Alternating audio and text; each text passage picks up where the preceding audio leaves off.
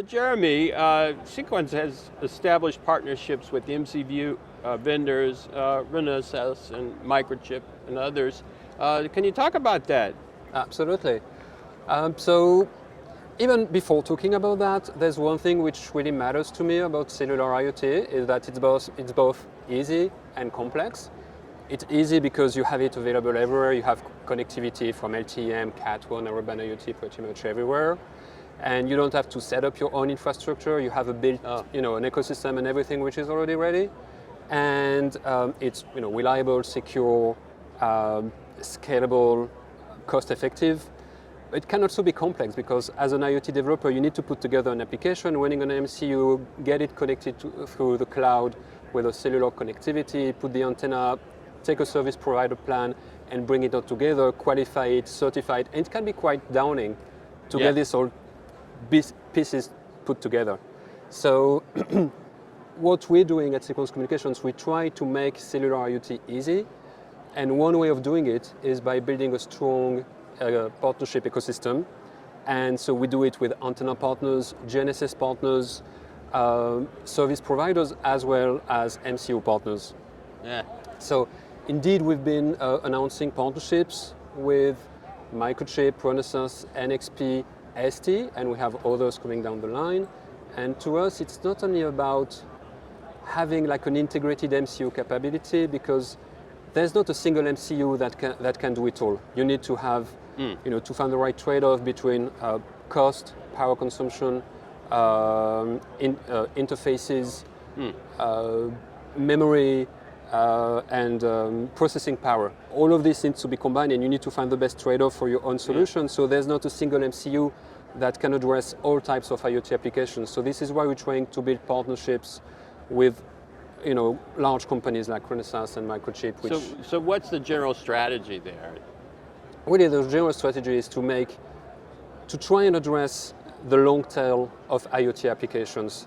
For the people who want to do an IoT device, get it connected through cellular connectivity, but they don't have a lot of R&D resource to make it happen. Right. So we're just trying to make it easy by developing, with these partners. They have an SDK that connected directly to our cellular modem, go to the cloud, Amazon, Azure, and so things can go smoothly for prototyping as well as for production. So I assume that you're saying that'll advance massive IoT by just making it kind of a single place for people to come, or? Yeah, that's what we're trying to do. And as a matter of fact, what Renesas is doing, so they have cellular modules based on Sequans Monarch and Monarch 2 chipsets. Oh, very good. And they're trying to be like a one-stop shop. Okay. So that you go there, get the MCU, get the cellular connectivity, they have sensors, they can put everything together, they have like a dashboard so that you can control everything from the cloud, so just to make it easy, so that you don't have to go and talk to too many companies when you want to go and take your solution out in the field. I like that approach. Yeah, that's what we're trying to do, yes, absolutely. So can you describe this AVR IoT, cellular IoT development board and the type of devices it'll support?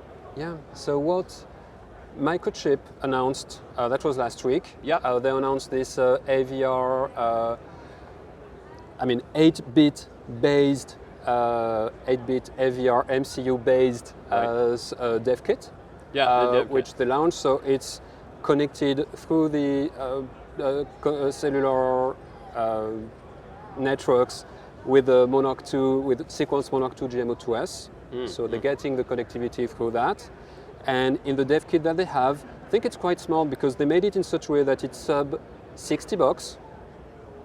It's all included, so you have a SIM card which is coming with it from Truephone. You've got the connectivity, you have their 8-bit AVR MCU, and they also have a sensor secure element, which helps doing crypto authentication to make the whole connection secured. And they have a number of sensors already embedded on the board, so that it could be easy first for prototyping, and as well for bringing it to mass production, because all the connectors that they're using are standard connectors to attach different sensors, and they also have like a feature-rich GitHub library that can connect to any cloud. Azure. And what kind of Amazon. IoT devices will that be used for? pretty much like streamlined, cost-effective devices like asset tracker, but it can also be used for medical devices. Okay, very good. This is Renesas that got this Cat M1 PMOD. What is that for? So Renesas had a kind of similar approach, although it's a bit different because they're trying to bundle their MCU together with their connectivity, so they have their own module based on Sequans. So that could be the You're difference. behind everything. So that's kind of different than what Microchip wants to approach.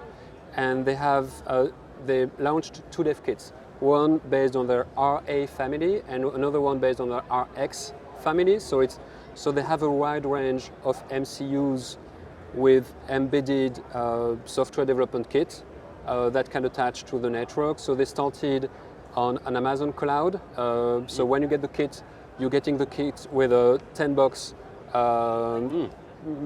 cloud connectivity from Amazon, a SIM card. They've got 6 sensors for temperature, pressure, oximeter, all kind of sensors, so that again the goal there is to make it really easy, so that they have their Renesas dashboard that can be used to build your device and get it quickly connected to the cloud.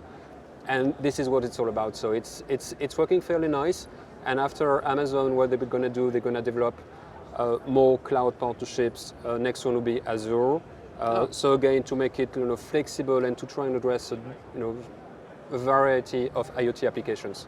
Well, thank you very much. We appreciate it, Jeremy. You're welcome. Thanks, Matt.